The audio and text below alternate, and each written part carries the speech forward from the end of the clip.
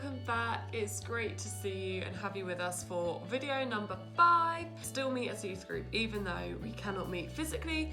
We meet on Monday night for our small group. If you would like to join in with any of that, please just email me. My email address is abby@gbchurch.org.uk. I'll put it on the screen just here. Please email me and I can get a form out to your parents and get you joining in, because it would be great to see as many of you as we can.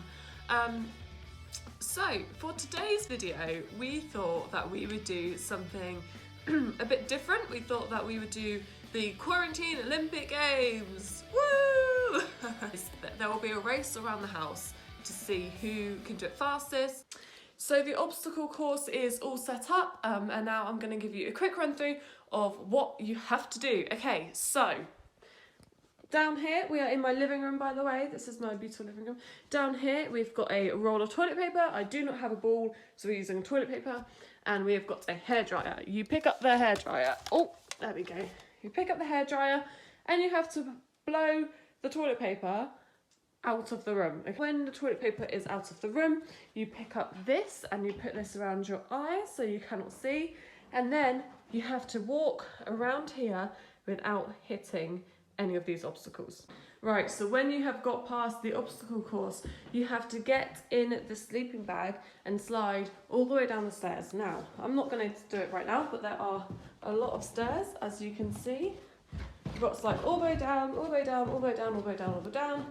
When you're on the floor, so the wooden floor, you take the sleeping bag off and you walk into this room here. So we go into here. When you are in here, you cannot touch the carpet, so you have to you have to climb along the chairs, and then when you're on this chair, you have to separate the Lego. So we've got a Lego piece each, which is exactly the same, as you can see. They are exactly the same, and you have to separate it. When it is all completely separated, oh, whoops, I broke it. When it is all completely separated, you may touch the carpet and you come over to the wheelie chair. When you are sat on the wheelie chair, you have to wheel all the way to the kitchen. Then you come into the kitchen and you come into this square here, pick up the ball and throw the ball into the cup. Sam is in the starting position. He is going to go first. Sam, how are you feeling? Competitive. I'm going to win. So you're feeling quite confident then? Okay, interesting. Right, let's get the stopwatch timer ready. Let's just do this. Okay, are you ready? Yes. On your marks. Get set. Go!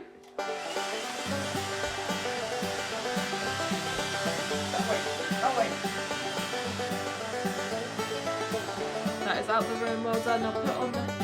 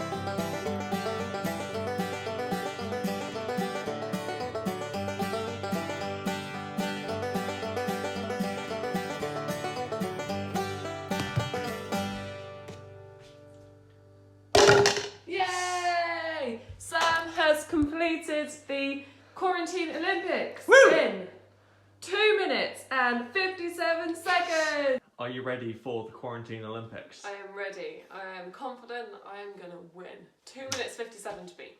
Right, I've already done this, so you know what to do. Yeah. Are you ready? I'm ready. So you're going to start in 3, yeah, 2, 1, go.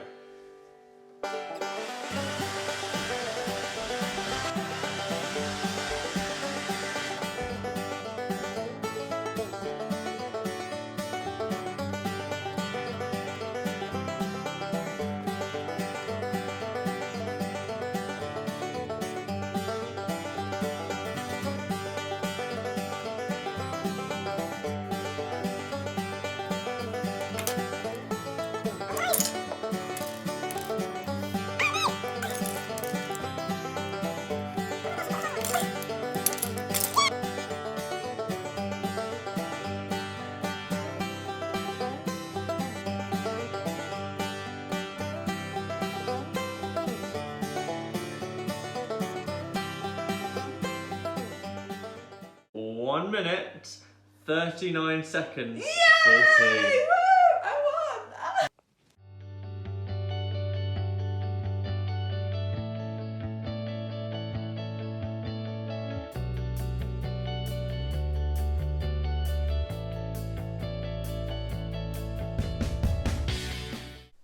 So I think it is fair to say that I definitely beat Sam in that obstacle race. I think he got like 2 minutes and 40 seconds or something, and I got much less. So not only did I beat him, I thrashed him. If you know me well enough, you will know that I am quite a competitive person. In any game or competition, I always want to try my best to win. I even want to win things that aren't even competitions. I am just quite a competitive person, and I think a lot of people can resemble that actually. I think a lot of people want to be the best that they can be and win everything that they can win.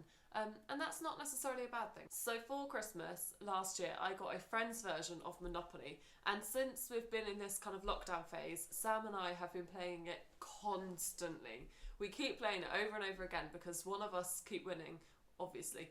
But we really want to make sure that it's always one person. And what I've noticed is quite often the first lap around the board is such a race because we want to be able to get around the whole board so we can start buying objects.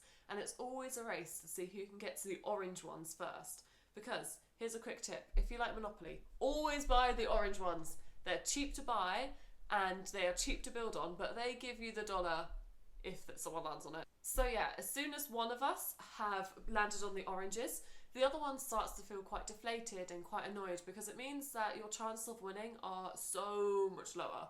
All the other ones are too expensive to build on, and the ones before the oranges, they're cheap to build on, but you don't get any money for it. So the chances of you winning goes down drastically. And it starts to get quite frustrating and quite annoying because they just thrash you and they just beat you so easily. We start comparing how good we're doing and how far around the board we are to get to the next orange space, or how many Monopoly dollars we've got compared to the other person. And it just makes us feel a bit blur because sometimes there's just no way that we're going to beat them. Sometimes, you never know, you might win, but sometimes there's just absolutely no way you're going to beat them, and it just makes you feel a bit down in the dumps. And it's so easy to do this with our relationship with God too. Sometimes when we're focusing on our own relationship, it goes really well and we feel really close to God and we feel really satisfied with our relationship. However, when we look up and we see that other people are behind us or further ahead of us in our walk with God, we can start comparing ourselves to them. We can start thinking, oh, they're getting baptised, maybe that means I have to get baptised. And don't mistake me here, getting baptised is great, but getting baptised just because your friend is getting baptised is not so great. You should get baptised because you want Jesus into your life, but we'll talk about baptism another week. We can start comparing ourselves to others, and we almost want to kind of catch up to beat them or to catch up with them. However, our faith is not a race. It is our own personal walk with God. And like we saw on the letterboard, it's a marathon, it's not a sprint. Faith is not a competition with other people. We all journey at our own pace, and that is what makes our relationship with God work. If we try and catch up to someone else's pace, or we try and slow down to walk with someone else, then it doesn't work as well for us. Faith is not a competition with other people. We shouldn't be trying to catch up or slow down so we can be at the same stage as others, because we're all different, we're all unique, and therefore our faith journeys are all unique as well. We shouldn't just stick to what other people are doing. We are called to know and pursue God for our whole lives. We're called to be endurance runners and keep on pursuing Him and getting to know Him with anything that comes towards us. Whether that's a good thing or a bad thing, whether that's us comparing our stage of faith to other people's, that shouldn't stop us from pursuing God and wanting to get to know Him.